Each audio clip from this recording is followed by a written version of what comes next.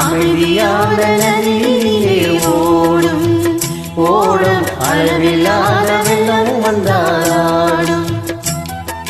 காற்றிலும் மழையிலும் கலங்க வைக்கும் இடியிலும் காற்றிலும் மழையிலும் கலங்க வைக்கும் இடியிலும் கரையிலே ஒதுங்கி நின்றாள் வாழும்.